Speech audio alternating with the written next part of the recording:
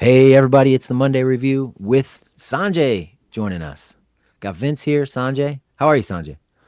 I'm good. It's great to be back. Exciting week. We got a roster announcement, some U17 World Cup as well for all us sickos. So I'm pumped to be here, guys. Vince, how goes it? It's going great, brother. Let me tell you something. Last night, Sunday, 5:15 p.m., Lynn Family Stadium here in Louisville, Kentucky. Your Racing Louisville football team secured the playoffs for the first time in club history. Mm. You know what I'm saying? I was there in person. We played Bay FC, won 1-0. We needed to win. It's winning year in. Well, really, it was we controlled our own destiny. We had to match North Carolina Courage's result. They had Gotham at home. I thought I thought no way Gotham were gonna just outright beat. I mean, Courage were gonna just outright beat Gotham. They got up like 2-0 early in the match, so then I'm sweating bullets. I'm like, we got to win. We don't win, and I mean, we don't score until what, like the 50th minute, something like that. We were dominating the whole game, by the way. But anyway, yeah, some little Woso action. We are in the playoffs for the first time. This is my favorite soccer team, Adam Bells. Well, actually, the national teams are my favorite soccer team, but they kind of function as work. Um, it doesn't necessarily take away my enjoyment from them, but like I can watch racing and not have to worry about talking about them, type of thing. Um, but yeah, in the playoffs, first time ever, we're going to DC, playing the Washington Spirit, and the Courage helped us because they beat Gotham. So not only are we in the playoffs, we're in seventh place. We get to avoid the history making Kansas City Current. I don't know if you how much I've been keeping up with the NWSL. Kansas City Current have barely been blemished this season. One of the all-time great teams in American soccer history. So we get to avoid them and instead go to Washington, D.C. and play the Spirit, who last time we were there, we were unlucky to leave there with a draw. So really, I wanted any other team except the Current. We're getting them. I'm hyped. You know what I'm saying? How many times you get to see history made in person?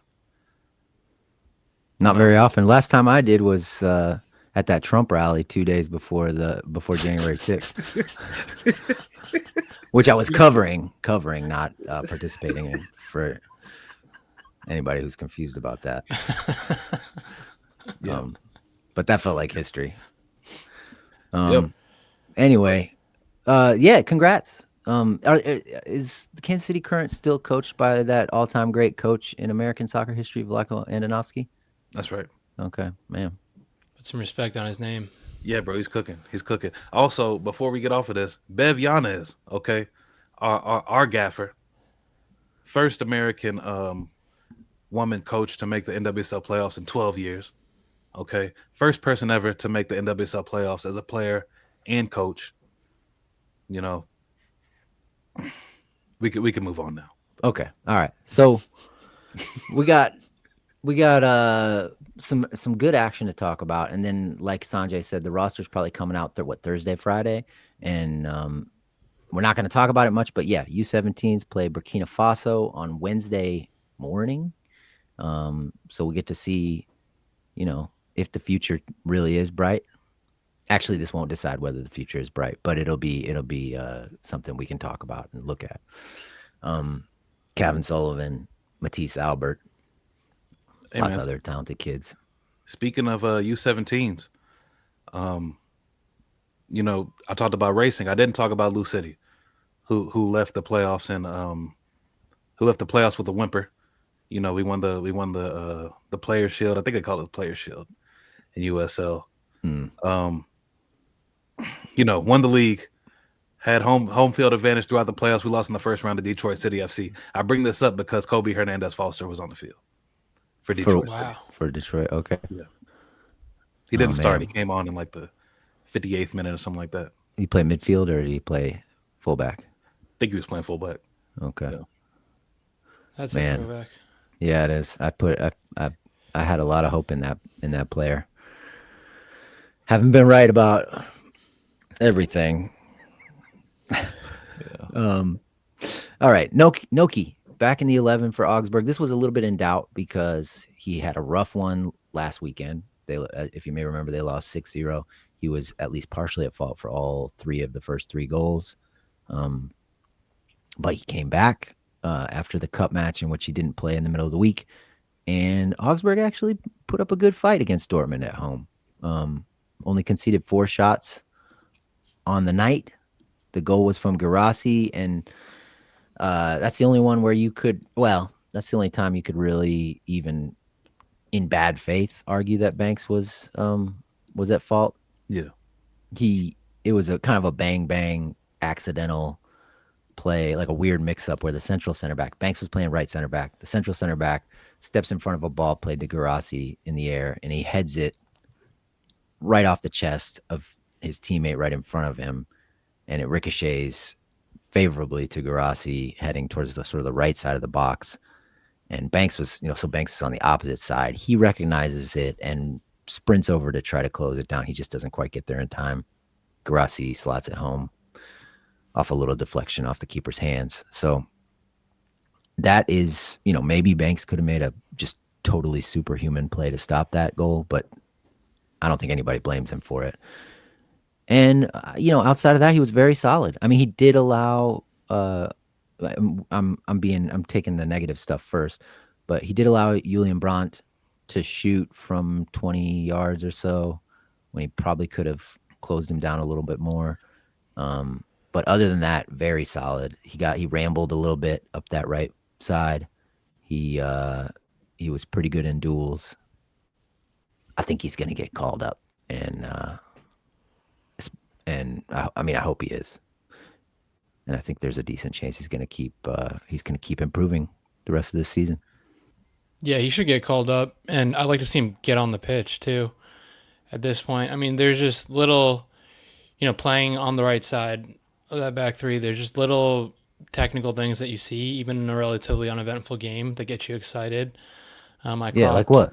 In like the 17th minute, he gets out of a tight space with a really good, subtle, directional touch with his right foot to then set up a pass. And right after halftime, a few minutes after halftime, he throws a very good pass to Fellhauer, cuts out the Dortmund right wing back, and creates a good situation for Augsburg. A few minutes after that, he does a bunch of like Cruyff turns on the right side, to just buy himself a little bit of time. That's composure that is not a given at all in our pool. And then, like you said, later in the game, he's pushing higher, wider, kind of going rover. And towards the end, he had an overlap and a right-footed shot. Went right at Kobel. But soon after that, he hit another diagonal with his right foot. So this is all really encouraging stuff that, if someone of any age was doing, we'd be thrilled. Never mind the fact that he's as young as he is. So, yeah, almost everything you just mentioned is going to be in the clip notes video, which, let me just put in a plug for that.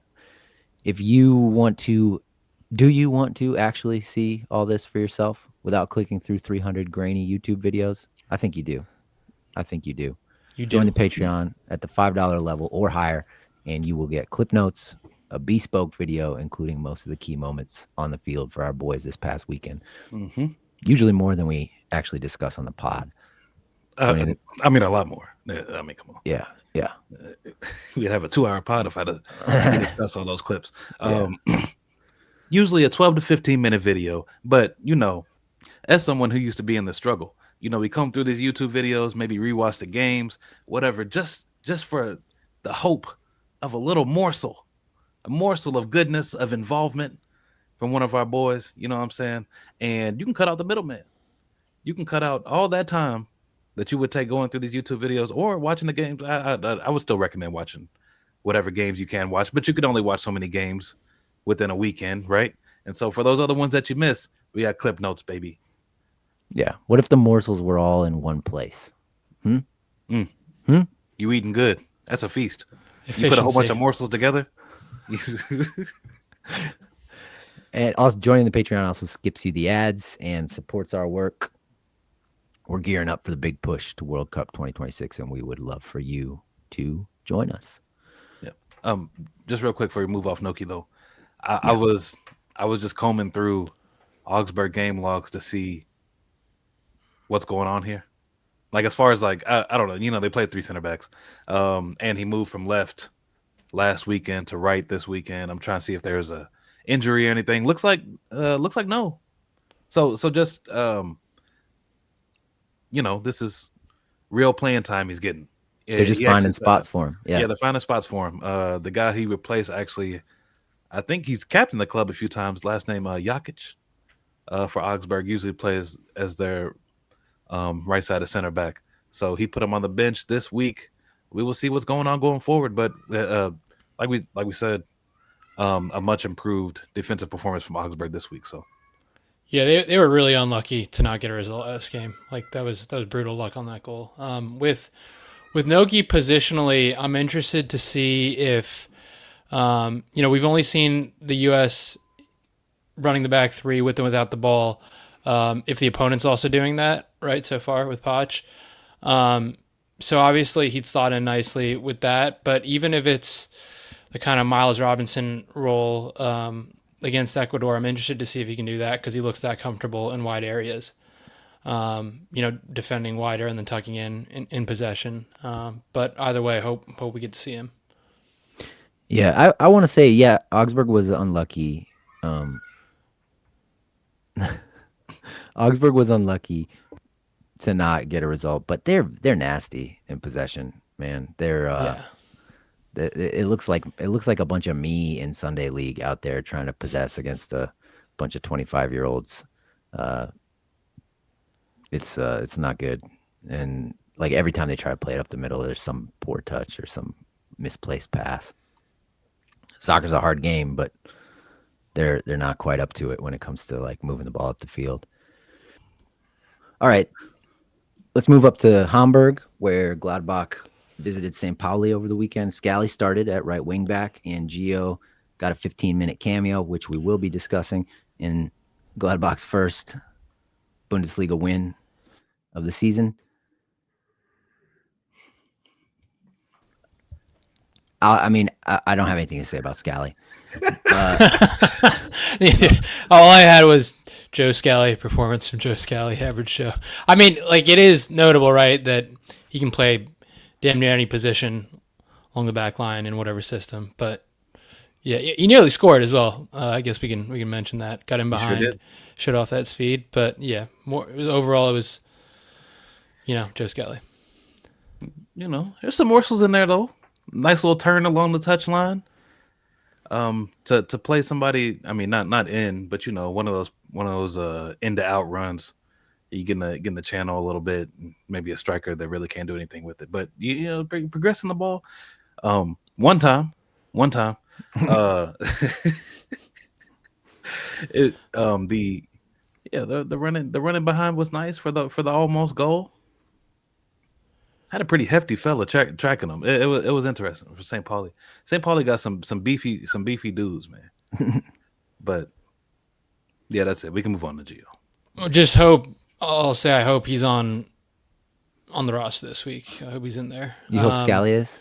Yes. Yeah. I mean, look, Freeman's been out for a few weeks, right? And Jedi's definitely out. So are we going to call him Harriel again? Like, what are we doing here?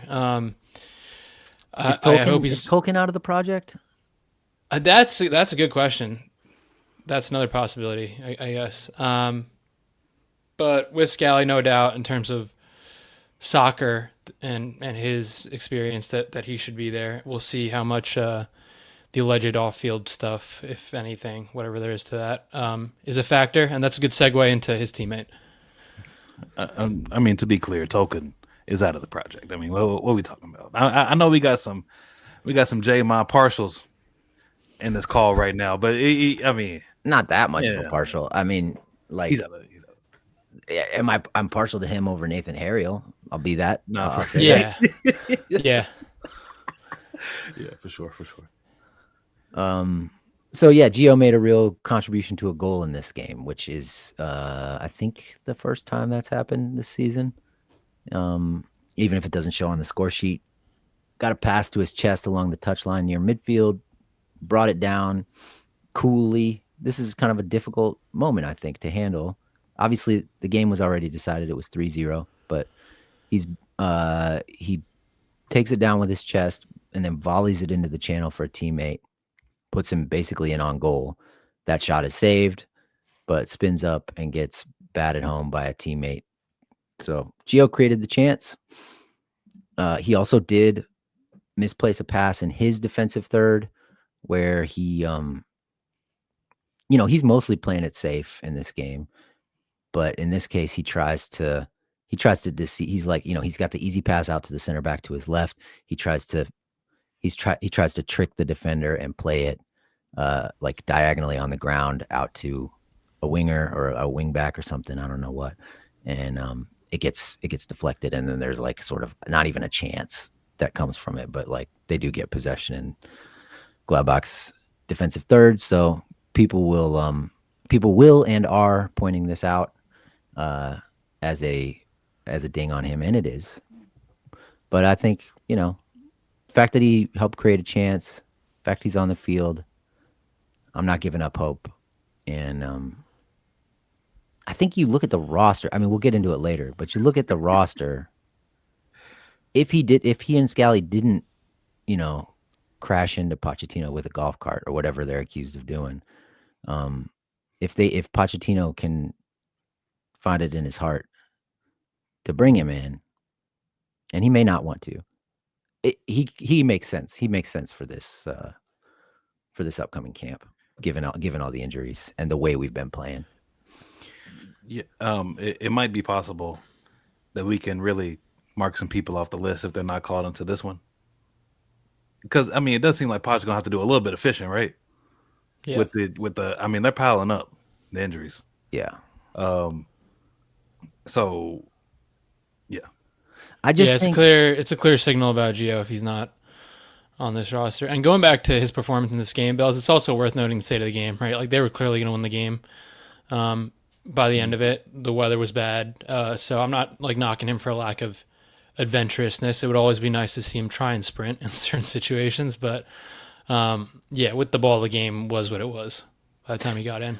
I guess what I'm pointing out about his mistake is that it was an example of adventurousness. He could have made the simple pass out to the center back. He was trying to like influence the game by doing something a little extra. It didn't quite come off, but I less, as you might imagine, I'm less disappointed in that than maybe your average fan. Yeah. Yeah. Well, you know what?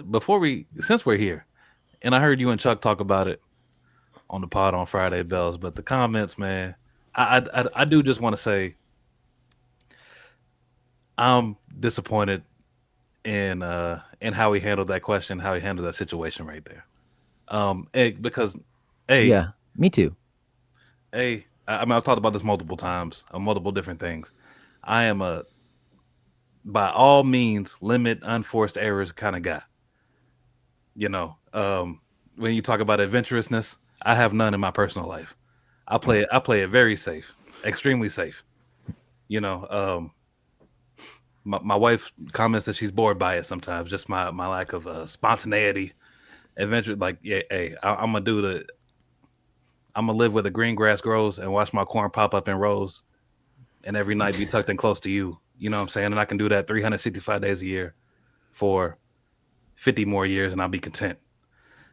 So you see where the rub is right there, because it's just like, bro, you could have no commented, you could have deflected, you could have did anything except what you did, and what he did tells me something. It does. It does. Now, is it the biggest deal in the world? Maybe not. But the fact that he hears that question, to anybody who didn't listen to the Thursday show or wasn't following the headlines last week, basically he said he doesn't have any regrets. Doesn't have much regret about the way things were played out at the 2022 World Cup. He said it was made out to be all his fault and his family's, and it wasn't. That was like the big quote that I think that's what you're. We gotta read what he said carefully. I'll do that in a second, but Vince, go ahead. Oh, go ahead and read it. You got it up? Yeah, I do. So he said maybe in certain ways. So the article says, asked if he'd do things differently if he had that chance again. Rand told the AP, maybe in certain ways, but I'm not just going to sort of sit here and take all the blame for something that was made out to be completely my fault, which I believe it wasn't, and also my family's too.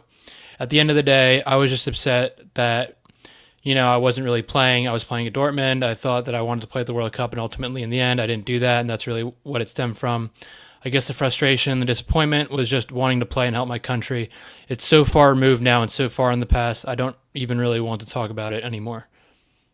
Okay, so let me tell you what I didn't hear in that quote he just said. I didn't hear this man take any responsibility for his actions. Number one. Okay. Number two, I hear him trying to deflect blame from himself and his family for what went on. Now, I mean, I understand Greg, of course, through the first shot, so to speak. The Chatham House Rules incident. We all know that maybe he shouldn't have been talking at the Levi Jeans uh, symposium or whatever the hell he was at. I understood, but look, at the end of the day, what happened with between you and your family was you and your family's fault. You all did those things, and for your first words to be, I'm not gonna sit up here and take all the blame. I mean, you don't have to take all the blame. You could have no commented, you could have whatever. But the fact that you feel the need to deflect and do all that, so who does the blame go on, Gio? You know what I'm saying? But the fact that he felt the need to do that, it tells me that maybe he hasn't learned what I would hope he would have learned from that situation. I think but the way I look at it is you can say, I wish I would have handled it differently without taking all the blame yourself. I wish I would have handled it differently is something I mean, almost anybody can say about any situation they've been in. And certainly you could say it about this if you're Gio. And he decided not to say that. He did publicly apologize, right, after the World Cup. Did he?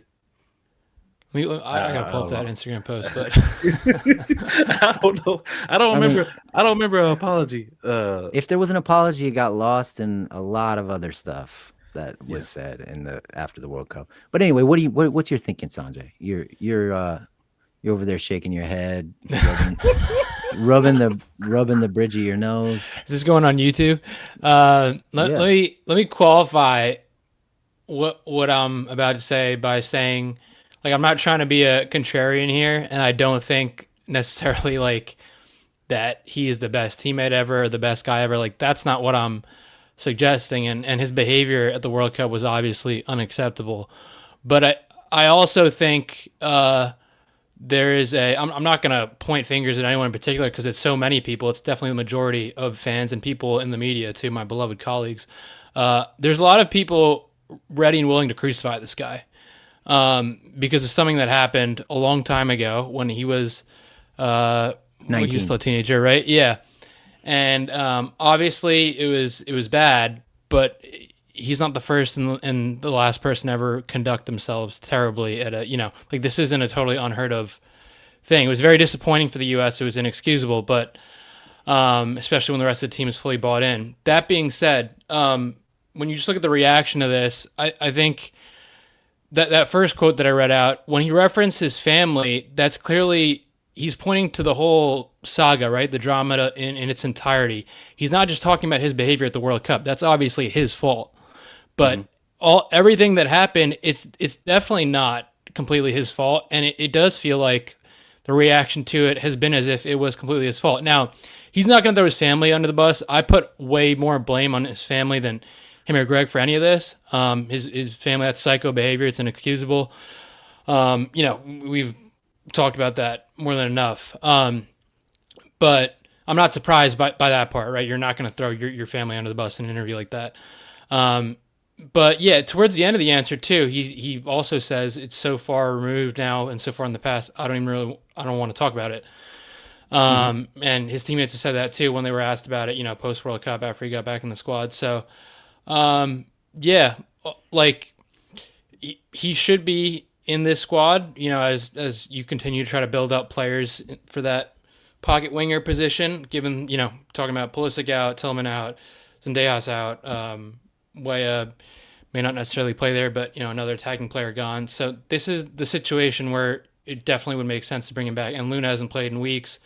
McGlynn's gone. So, he should be in the squad, and if he's not, I mean, ultimately, this comes down to this, like, roster calculus of bringing in the right guys and trying to squeeze the most you can out of team chemistry versus having the necessary talent to go far in a tournament. And Maurizio Pochettino is getting paid a lot of money to take this team to at least the quarterfinals, hopefully the semifinals. We'll see what the draw is like next month. And if the team falls short, decisions like this are frankly ridiculous. If you're just going to turn your back on someone like this because the pool is very limited, it is what it is. So yeah, you're getting paid a lot of money. You've coached Messi, Neymar, and Mbappe, and you've been in the crucible of European club soccer. If you can't deal with, and look, if he comes back in and he's still the same person or close to it, just he can kick rocks. Like he doesn't have to come back then in March, or God forbid if you were to act some type of way at the World Cup, then you can easily just send him home. You don't have to worry about being family friends with him and all that. But I think the reaction is ridiculous. I think there's an element of Gio derangement syndrome in the fans and the media, and like this is one of the most talented players ever. It might be a shell of his former self, but that's still good enough to make an impact for the U.S. in the final third, which we all know they're going to find themselves in a situation in the World Cup where they need that impact. And I only see him and McGlynn as capable of doing things on their own with the ball. No one else can do that, no matter what you want to tell yourself about the other players and how great they might be as people. Mm-hmm. Okay, you talk about some Gio derangement syndrome. First of all, it's don't got nothing to do with Gio. It's just how he's acting. Okay. So number one, Bells, you said it yourself. He be acting like a bitch. Okay. I didn't say that. And I'm I not. did not say that. You did say he be acting like he acted like a little bitch in this situation. Now you might not have said the word bitch. Okay, but you implied it. Okay. And what I'm sitting here saying, as a man who's been through this before, okay, who's been around high level athletes, who was once a semi high level athlete myself.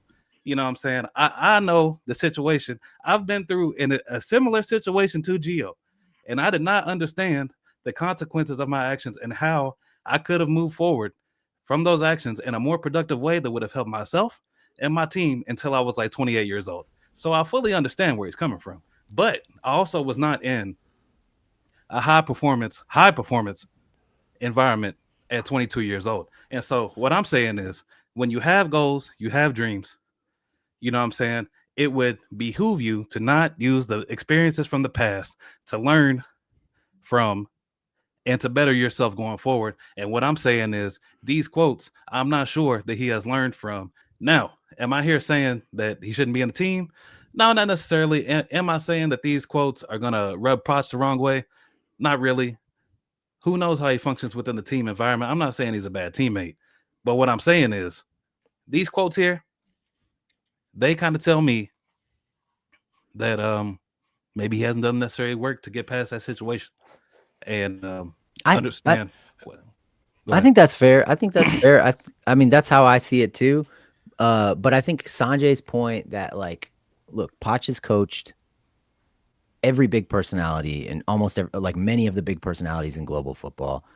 If he can't get something out of Gio Reyna for this World Cup, and look, I'm not talking about you, Vince. I'm not talking about you, but I think there are certain fans who just don't know ball and they don't understand why Gio is good. Like they see he's not playing, they see he doesn't run that fast, and they're like, where's the Tyler Adams counter pressing ferocity, and like that's it for them, and like he is a special talent, even when he is not, even when he's a shell of his former self, and so I think for me that's what it comes down to. If Poch if this golf cart incident, I'm using that as a euphemism for whatever happened in March, is so bad that he can't even bring Gio in. And we're going to need all the talent we can get. Look, Christian Roldan is a great guy. Just to pick one guy. Christian Roldan's a great guy. And that's wonderful. But like, we're in a knockout game against a good nation. You want to put, we got 30 minutes to score a goal. You'd rather put Christian Roldan out there than Gio Reyna? You're out of your mind. You are out of your mind if you think like that about soccer. And I don't care if he only plays 15 minutes a game for the rest of the season. The other thing, that's my one point. The other point I want to make is, and this is a little, just bear with me. Gio is a child of a post-literate generation that Words don't even matter anymore. Like Yeah. there's too many words. There's word there, when you had to write words on a papyrus on a papyrus with a with ink, words mattered because it was hard. Now, I mean, 5 years ago there were too many words. Now AI's generate. I mean, like words don't even matter. He's just saying words. Who knows what I mean, it's like who cares what people say? The only language Geo speaks that is intelligible to me, when it comes down to it, is the language of chance creation. But to that point about, sorry, Bells, go ahead. That's it. That's it. To that point about words, though, I want to stress that people interpreted this. They probably read this pretty quickly and were quick to bash him. Like, he's clearly referring to everything that happened, not just how he behaved. Like, I did not interpret this as him trying to absolve himself at all. Like, he was explaining what was going through his mind, but he didn't say, that's why it was okay for me to throw a tantrum like a kid. That's not what he said. When he mentioned, like, his family too, he's referring to just the whole thing. And that for sure is not just his fault. And Vince, going back to your point about comparing your situation to him, let me finish this, right? The whole thing. Right here. Go ahead. You've talked on this podcast before very appropriately and it's very helpful for people to understand about the social media aspect that modern athletes have to deal with now, right? I think you're talking about it in the context of your brother. Like talking about it, Gio specifically, in the context of my brother, but yeah. Okay, there you go. So like he again is living in a foreign country where he kind of had to become a man during the pandemic on his own, and then he goes back to that country after the World Cup, and he has to like absorb everything that's happening through his phone. And you had talking heads here who know jack shit about soccer, calling for him to never be a part of the national team again. So yeah, altogether it was a very traumatic experience and through different ways for him and his family. And like for him to just put it out there, like it wasn't just about me being the devil. Like I don't think I get maybe he should have just said no comment and just punted this. Fine, but sooner or later he was gonna have to address it, and I don't think this should be nearly as big of a deal. He should have just said, I should have handled it. I should have been a better teammate. I should have handled it differently at the beginning. The rest of it was really unfortunate. And I don't take you could even say, I don't take all the blame for the whole thing, but just say, I wish I would have handled it differently. That's all I'm asking for. Brother, that's part of being a professional athlete, though.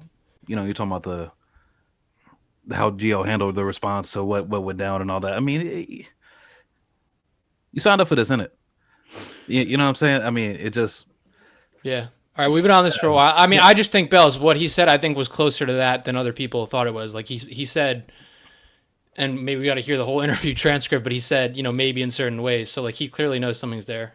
Maybe in certain ways. Yeah, I mean, I don't know. Mm-hmm. I think he's missing the mark there. But, again, like I said, I don't think words really matter to him or to his peers. It's all just talk. And I don't really care. I don't really care that much. I think he's too good to leave at home. Last thing I'll say about this, when you interview someone and then publish an article, there's stuff that hits the floor, right? Like not every single word that is said between the two. Oh, you think he got jobbed by the AP? No. Not saying he got jobbed. Not saying he got jobbed, but like all these little words like make a big difference in a statement like this. I mean, we got to trust them to at least handle it with, I'm not casting any doubt on that. But Associated Press, man. I mean, what I'm saying? I mean, it's not like they're God or anything, but I think we should at least hope that they accurately conveyed what the sentiment that he was trying to get across. I'm not suggesting they didn't. All I'm saying is like every single word on this topic, like it makes a difference. Like again, him referring to his family changed the whole meaning of what he said. People do love to hate Gio. They love to point a speedometer at him. It's all kind of together. It's all kind of. That's all I'm saying. Together. I don't hate Gio. I know you don't. I'm calling it how I see it, and like I said, I not sympathize, but I understand where Gio's coming from. When I would have the same feelings that he has right now. But what I'm saying is, I wasn't him. you know. And when my brother would go through similar situations, um, I had to, go use my experience to help him through those situations so he could move forward. And if it hadn't moved, if we hadn't have gone through him in that way, then maybe he doesn't get to where he got, which was him maximizing his potential. I just want to see Gio maximize his potential. That's all. I think it's too much. I don't think he's going to maximize his potential. His potential being what he was at 18, 19. I don't see his hamstrings supporting that ambition. But and this is before we even get to that. I mean, it could be next week, and the thigh problem done popped up again. No, you're right. You're right. But Belz, that max potential was insanely high at that point in his career, without a doubt. Right, like fall of 2020, like when he's starting for Dortmund at 8, whatever. I don't hold out hope. I don't hold out much hope that is going to be, that those dreams are going to be realized for the fan base. But I do still think he is. I've said it like 7 times already. He's too good. he can receive, turn with the ball, pick a pass in a way that no one else can. Period. Full stop. Yeah, I think that's a good way to put it. All right. Let's move on to somebody who is definitely going to be at the World Cup, no doubt about it. Tyler Adams. He came off injured in the 3-1 loss to Man City. Let's start with that. Is it a serious injury? I don't think so. We got a tweet here from a Bournemouth reporter who said he talked to him after the game, and it was just a knee thing. I haven't checked this morning, actually, if there's any... I can check that real quick. But all right, well, fingers crossed. But I mean, none of the goals in this game was on him. He scored, kind of buried the lead there. He scored, volleyed a fluffed Donnarumma punch on a corner kick, just like fell right in front of him, and he just sidewinder volleyed it in from about 2 yards out. His first ever Premier League goal, and his first ever goal in English soccer. And I have 2 things after watching him, and I watched a bunch of his performance against Nottingham Forest. Went back and watched some of that. He is playing extremely well in the highest speed, highest quality league in the world, and he makes a huge impact. Especially, and I guess you'd call it the counter press. His ball hawking that just triggers that menace of a Bournemouth attack, and it's a straight up menace. That attack. They got Kluivert and this Kuti, is it Krupi? Yeah. Krupi fella from France, and he's only 19, and then Semenyo, and I mean they're just buzzing all over the place. Tyler's buzzing all over the place. He forces a turnover, and then they're off, and then they score. I mean it's like that. That's their recipe, and he's a huge part of it. That said, is that the role he's going to play for the U.S. men's national team? Is that how it's going to work? Do we have that kind of attack? Do we have that kind of buzzing around front three? I mean, maybe. I mean, not if Gio's on the field, but so I think we probably need more from him in possession than what he is asked to give for Bournemouth. And I'm not sure he can give that, but I mean, he's sharp. He's playing at such a high velocity and making such a huge impact. I think we should all be glad about that. There's some nuance there in like how his role translates, but really pleased. Zero doubt he's the building block in the midfield, right, at this point in the cycle, this close to the World Cup. If there wasn't any doubt before. I'd say so. I'd say so because I think there was always that hypothetical of Johnny realizing his potential, the national team translating his form, but we're 2 camps out. We just can't build around that. Love Testament. I'm sure we'll talk about him later on. But I think Tyler, whatever the system is in front of that back 4, I think that's a security blanket, and he can. I always think he gets. Like, he's so good defensively that I think people judge him that much more critically with the ball. Like, he can play a forward pass and in the occasional diagonal. It's not non-existent, right? But yeah, obviously someone else in that midfield next to him needs to be really facilitating and being the guy to play through. But yeah, I just want to flag. I'm sure this will be in the clip notes, but around the 53rd minute, he played a pass forward and I forget who was playing it too, but the guy couldn't control it. City won the ball, but then Tyler won it right back. And suddenly Bournemouth are flying. And it's just, stuff like that. Yeah, no matter who the opponent is for the U.S., in my opinion, you cannot leave him out of the team. And it's especially true with the way Weston's role is looking for club and country, but which we'll get to. But yeah. Well, another moment was that goal that was called back in like the first 2 minutes of the game, where he just mugs somebody in midfield, pokes it away, and then it goes out to somebody, I forget who, and then it gets played across the middle for Krupi, and he bundles it home. I mean, it's the entire chances generated by Tyler against Manchester City. He's just bullying them in the middle of the field, and he's doing the same thing against Nottingham Forest. What's his name? Gibbs White. Gibbs White was so mad. He was so mad in that game. Tyler was just so in his head, being kind of nasty, leaving a foot in, slapping him on the back of the head, getting away with it, all that kind of stuff. So, yeah, I think it's great that Tyler is playing the way he's playing. Also, real quick on the national team performances, I feel like the Gold Cup didn't do it for a lot of people with Tyler, but he was spent during that tournament. He said as much after, right? Like he was pretty tired and he soldiered on to play for that tournament. So yeah, Vince, what are you thinking?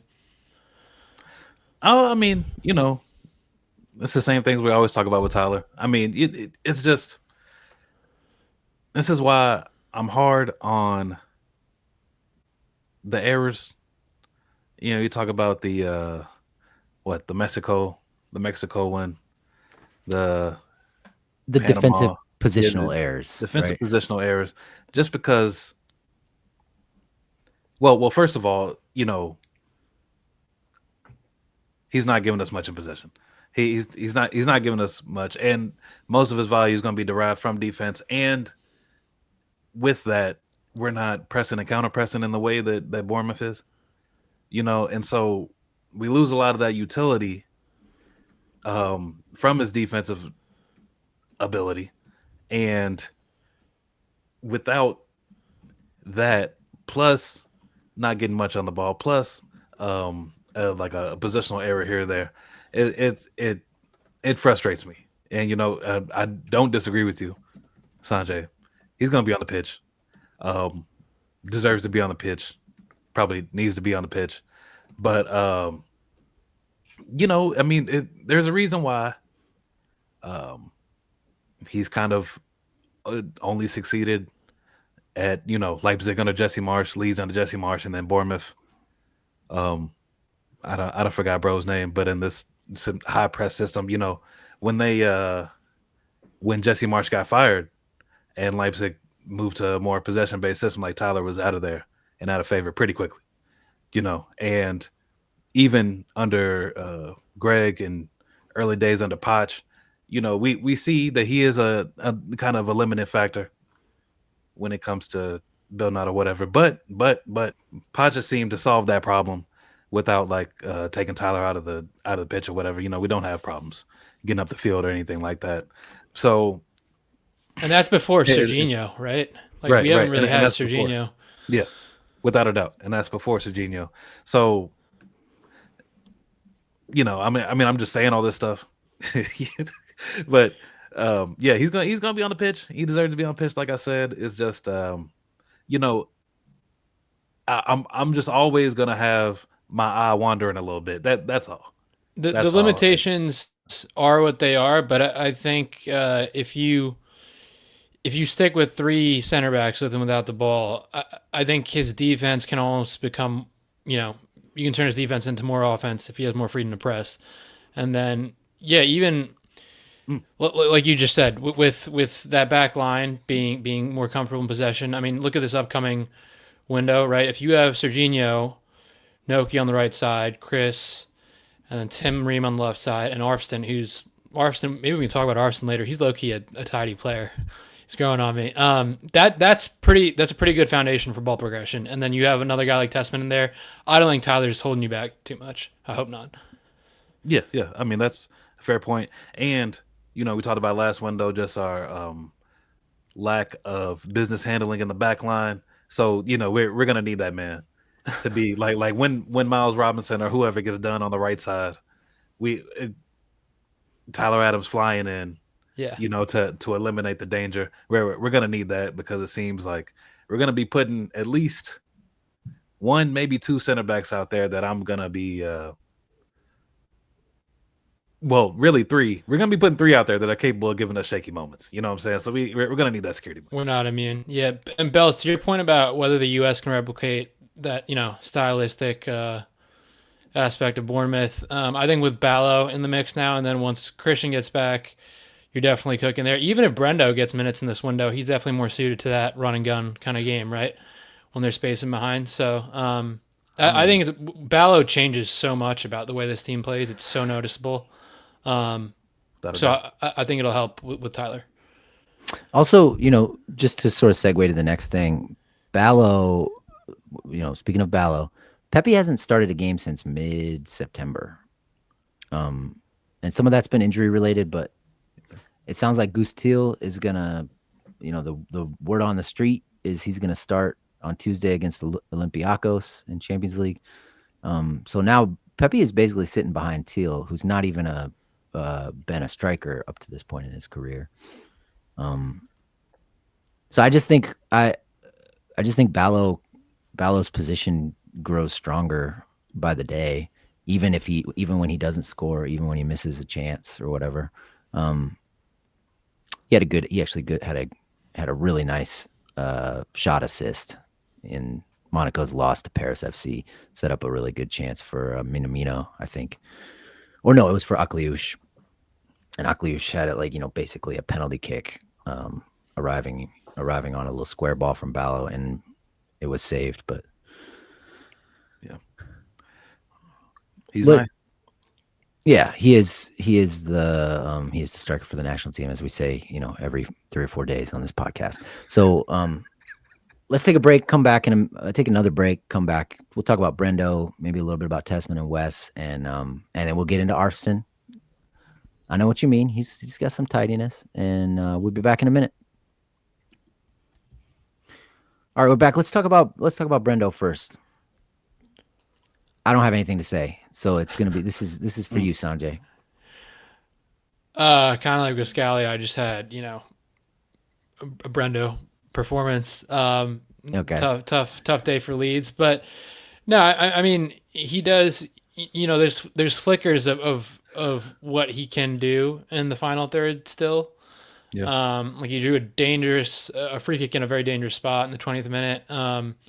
Showed really good composure right after halftime, setting up Longstaff for a good chance in the box. But then occasionally you get him getting just shrugged off the ball in the 47th minute. You had a guy. It happens occasionally. Yeah, he just got ran over a few minutes after halftime on a challenge. He was trying to put in a tackle and he just got wrecked. And then later, about an hour into the game, he came inside from the right wing. Got on the ball a bit more, but didn't do it a whole lot. Yeah, tough day for Leeds, but again, part of what's it saying about ability being the best, or availability being the best ability, or something like that. Yeah, like bro's gonna be in camp, and he's set to get some real minutes. So let's see what he can do. You look at against Australia, so I'm looking forward to seeing him get more chances. Hey man, he's really a machine when it comes to the minutes, intensity, etc., etc. Yeah, we got to study that man. There's something going on. Rusty Aronson, somebody need to talk to him. Yeah. Let's table the discussion of how many minutes he's going to get just for until we get to the roster, because I think there's some question there. But anything on Tessman? He got yanked after Lyon went down to 10 men. This was a tactical shift. It was just unlucky. I think he was the one who played the pass out, right? That led to the red card. Like he maybe could have put I think it was him, right, Vince? Like he maybe could have put more juice on that pass, but the guy Mhm. should also probably come to the ball. So I don't. It's kind of harsh to knock him for that, and yeah, it just gets yanked. Is what it is. He didn't look thrilled about it coming off, but that's how it goes sometimes. Yeah. And Juventus got another win, and this is another start for Wes. He's this time he was playing right back, right, or right wing back. No, Yeah, kind of, but inverting a lot okay, and inverting a ton to where you would because first of all he's pressing in the front. He's in the front three when he's Yeah, pressing. In possession, he's coming in field a lot. Was on the touch. He was in field a lot more than he was like on the touchline. I thought it was Facilitating. closer to like what he does for the U.S. in a way. What he's Yeah, been doing. yeah. And you know what? We haven't talked a lot about Wes over the past month and a half or whatever. It's kind of like ho hum. He wasn't playing. Now all of a sudden he's playing. Imagine that type of thing. But he's been playing extremely well. yeah. I Period. said this. Like, I did say this on Thursday. He was really cooking. Or I mean, on Friday, he was really yeah. cooking in the middle of the week. Like every slip combination Juventus was putting together, he was in the middle of. I Mhm. mean, like eye popping stuff, one touch passing combinations that he was keying. So yeah, I agree. And Yeah. he's always been a smart player, but maybe you see him tactically getting even more well acclimated to this, to his time in and around the half spaces. I flagged in the 66th minute. Like he does really well to find a kind of like a receiver finding the dead spot in a zone defense. He finds a dead spot in the back line, and he can't receive the ball, but then they form a triangle. The ball is played to someone else who can get the ball to him. And then he receives the ball and plays a great pass to Vlahovic, who probably should have been an assist, honestly. Yeah. And then he Yeah. went to the right side, switched sides a little later on, and then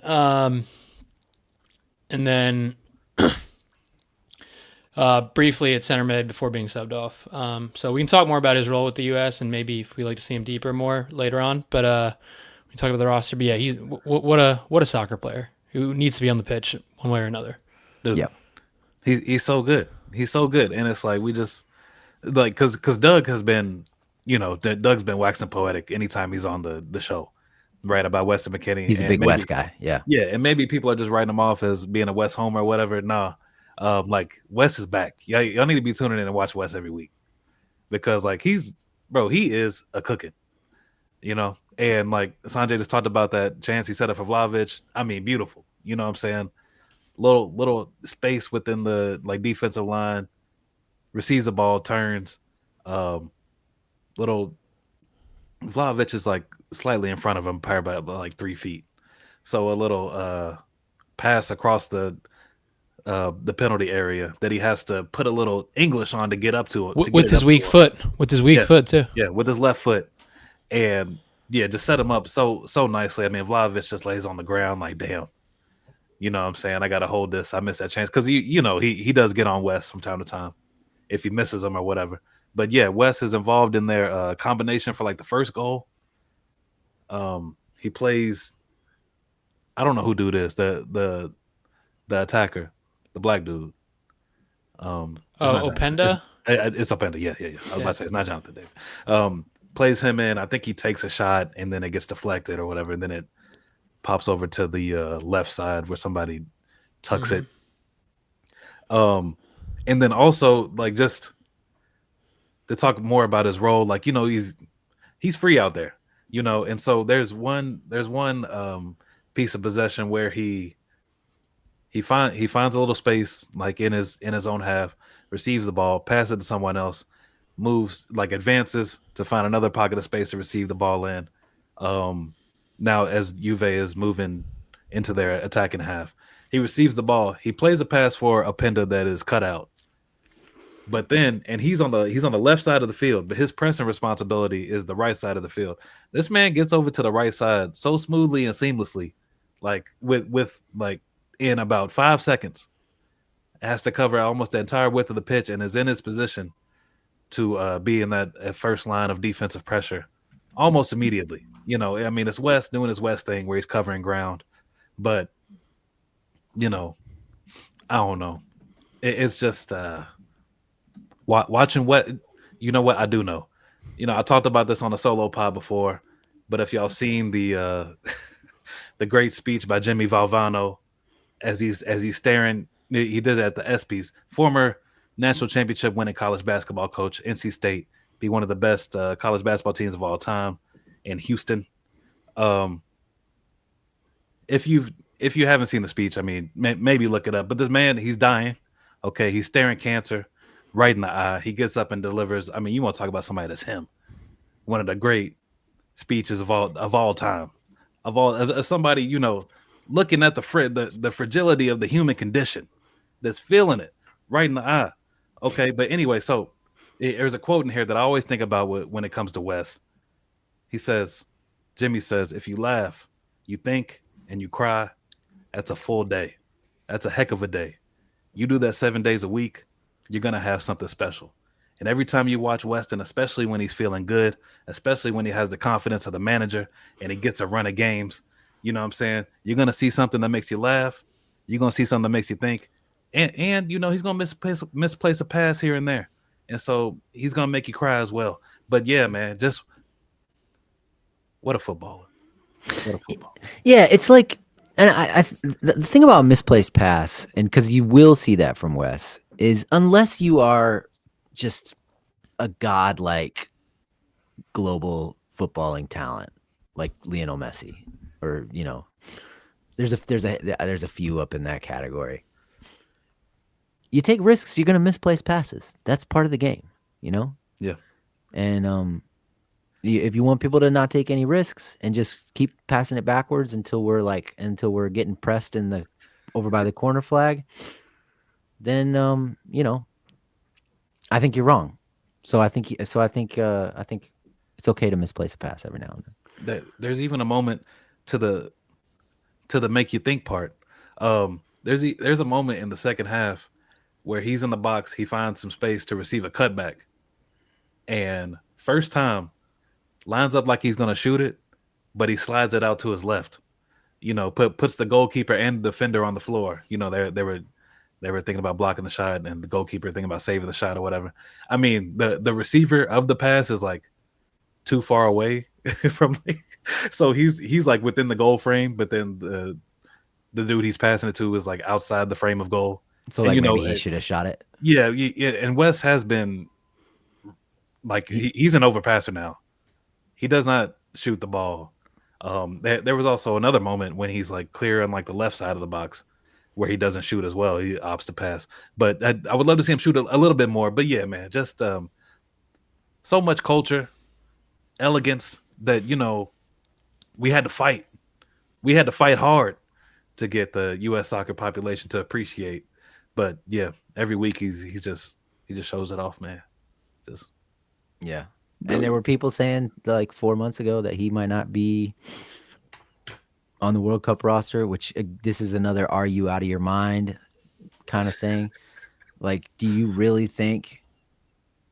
No offense to Aiden Morris or Christian Roldan or even Tanner Tessman, who I love, who I have come around on, as we've I've come around on.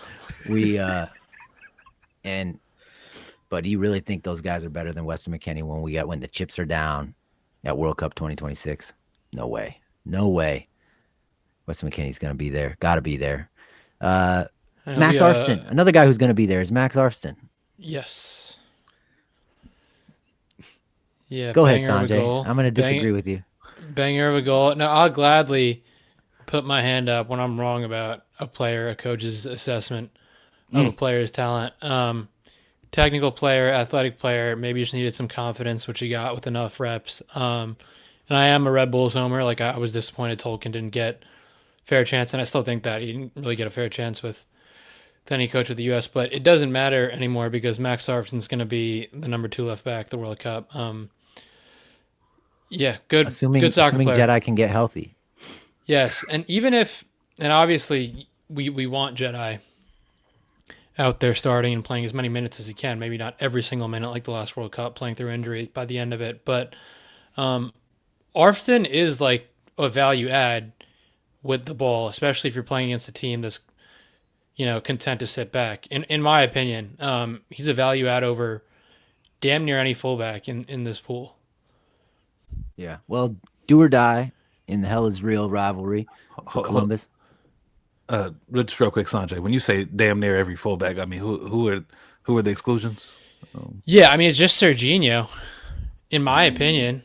Like if you just want ball retention and like combining and all that, even heard Christian say on a recent interview with Roger Bennett, like he was asked about someone who's surprised him, and he was quick to mention Max. I think guys are, everyone's kind of realizing this dude can play soccer. Defensively, this is why we need Jedi absolutely back. Still questions about that, but less of a liability than before maybe. And yeah, he's not like an 18-year-old. Like he's what, 24, so it's not like he's gonna get to some crazy heights in his career, but he's a good player. We'll take it. And I got to talk to him after that match in Columbus during the mixed zone. I feel like he was offered up, and nobody was walking over to my boy. I was like, bro, let me go talk to him. So first of all, I walked up to him and I was like, Max, what's up, bro? And he laughed.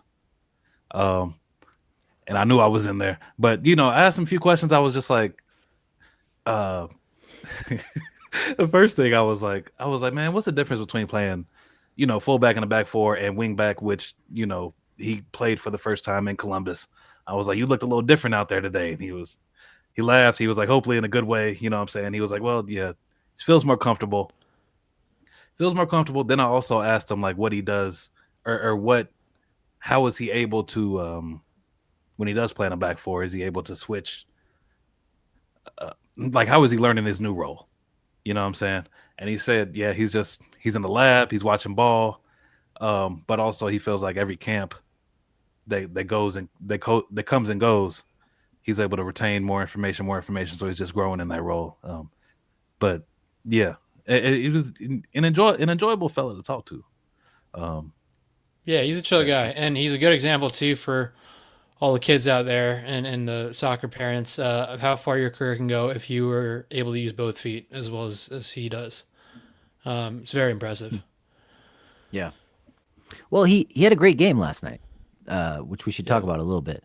He scored the opening goal for Columbus. Bit of a mistake from Alvis Powell, and Diego Rossi poked it over to him, and then he rounds the keeper and then roofs it, just smashes it in. Really nice goal. That sort of set the tone for the night. But maybe the highlight of the game for me from him was his almost golazo, where it's a corner kick and it sprays out to him and he takes a touch over the guy, the defender in front of him, kind of juggles it over him and then hits it, just thrashes it with the outside of his boot, and it just misses. I mean, Apple, the Apple company doesn't have enough money to have a camera to pay for a camera behind the goal, I guess. So we don't get to see like the really nice angle of how close it is to the post because reasons, but you could tell it was really close to the post. And I mean, if he had put that in, that'd have been something special. So I didn't realize he had that.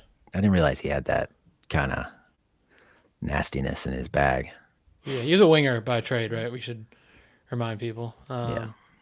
I mean, but another thing that stood out from this game, I mean, it's just hard to watch Darlington Nagbe play and wonder, what if does he want to play another 8 months? Like what a player. He's been a joy to watch his whole career. Yeah. Yeah. All right, let's go through the roster and see so who was called up in October, who is not going to be here in November. That would be center back Cameron Carter-Vickers, who's out for a while for Celtic. And then Jedi, almost certain not to be called up. He hasn't played for Fulham yet since the last camp.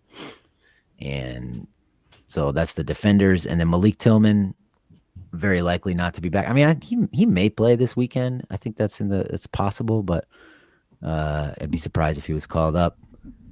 And then among the forwards, I think Christian Pulisic and Tim Weah are both very likely out for the next camp. So, who gets added? That's the question. Real quick before we forget, because you mentioned Carter Vickers, Austin Trusty did get the start in the Old Firm, and Celtic got a dramatic late win. But someone who never really got a chance under any coach, and don't really expect him to factor in. But I guess it's possible he gets called up. I don't particularly rate him, but yeah, back to sorry to cut you off about roster stuff. No, that's okay. I mean, so it's good that you mentioned Trusty. I think Noki probably. I mean, I hope he gets the call. We talked about this already. It would make a lot of sense to get him in and get him some minutes against Paraguay and Uruguay. Who's going to be the left back for Jedi? I guess we talked about this too. You guys think it's going to be Scally? I would think so. Maybe he wants to get a look at Christopher Lund Hansen, who I did check out once again this week because there's so many people out. I was like, well, Chris Lund, you're up. He's still starting for Cone. They beat Hamburger. They beat Hamburger 4-1. It was 2-1 up until Hamburger got some red cards late in the match. But first of all, did y'all know Christopher Lund is like the 14th fastest player in the Bundesliga? I did not. He is. I think 14 is the correct number. But if you pull up Bundesliga top speed chart, Bundesliga.com or whatever, he'll be on the. You don't have to scroll down too far, So maybe he takes a flyer on him. I'm not saying he has been. He has not been playing great, necessarily. But there's probably a player in there at some point if he can clean up his technique. But so at this point, when we're scraping the bottom of the barrel, like Caleb Wiley isn't really playing. I mean, it's either Joe Scally or Christopher Lund Hansen. Yeah, Tolkien would be great. Tolkien would be great. Belz, I wouldn't be surprised if there isn't necessarily a second left back. I'm curious to see what he does about Freeman and Luna, right? Guys who were eliminated relatively early and will not have played a game for a few weeks by the Paraguay game if they're back in camp. If Freeman's back, you could conceivably see just Freeman, Dest, and Arvston. But I hope Scally would be in there for Freeman or in addition to Freeman, regardless. I guess I don't really care that much. If it's just those three, it's fine. But look for a Poch surprise at wingback, and hopefully he brings in Banks at center back. Adams is for sure going to be there. Yeah. I mean, assuming this injury is as minor as the Bournemouth reporter thought it was. Yunus Musa didn't play in a loss over the weekend for Atalanta. They got Champions League coming up here. Yeah, it's not looking good. But I hope. Great. I thought he looked good. I thought he looked good in the middle of the week last week, just for his 15 minutes on the field or whatever it was. But this is another one of those things because of his talent alone, you got to try and give him a chance to make the World Cup squad instead of insert whoever from, whether it's MLS guys or even beyond the MLS guys. He's better than most players at that position. And I hope it's a situation where you bring him in to try and build him up, right? You want guys playing and in form, and then you call them up. But I think there's also exceptions where a guy maybe needs a confidence boost or, to be back in the environment for a bit to kind of turn things around. Yeah. Maybe. I just hope, even if he's back as like a nominal wide player, which we don't love, it's a wingback kind of thing, whatever it is, I just want to see him back. But get it if he's not. Also on this list, so Alex Sendejas is hurt too. Yeah. I didn't realize that. So maybe there's a spot for Eunice. I mean, because we're running out of, call Corey Baird up here in a second. I mean, it gets to a point, Yeah, and this is okay. So I agree with you, Sanjay, that Musa is talented enough. He needs to get a chance. But I think this brings me to the sort of the what the wingers are under Pochettino lately is less The like narrow. yeah, Yeah. exactly. So West played as a nominal winger both of the last two games, right? Started and was, at least when you look at the lineup on FOTMOB, he's a right Yeah. wing, Hmm. but Yep. you know, They did. so this, I think, and Tillman was the starter against Ecuador on the other side. So this is part of why I think in a sort of in a vacuum outside of the lemons and the vibes and whatever, Gio does make sense Yep. in that position. That's why I That's came in kind of hot today. Yeah. and there's really no. I mean, what you'd rather, I guess Brendo. Yep. You're gonna play Brendo over Gio. May probably start him over Gio if Gio can't go more than like 45 minutes or whatever. But it does seem like a good opportunity for Gio. It probably works okay for Eunice too. Um, I mean, as far as winger roles work for I Eunice. mean, Eunice is definitely not a half space guy. He's not a pocket guy. Wes can do. Wes is that kind of baller where you can kind of throw him anywhere and he'll make an impact. Eunice definitely is not, but even in that Australia game, like Wes was coming pretty deep, right? And if your instructions to Eunice are come deep and support ball progression, I Hmm. guess you can make it work. Yeah. And you have the wingers, the wing backs providing the width, and then it's basically a midfield. It's basically a midfield role and Yeah. We position. need. You know what? Now that you have really talked through this, Sanjay, because I was kind of iffy on the Eunice thing, but it's like, yeah, we need him out there instead of James Sands, man. Let's go ahead. Let's go ahead and cut the malarkey, brother. Cut the malarkey is a good way to summarize my message for this whole podcast.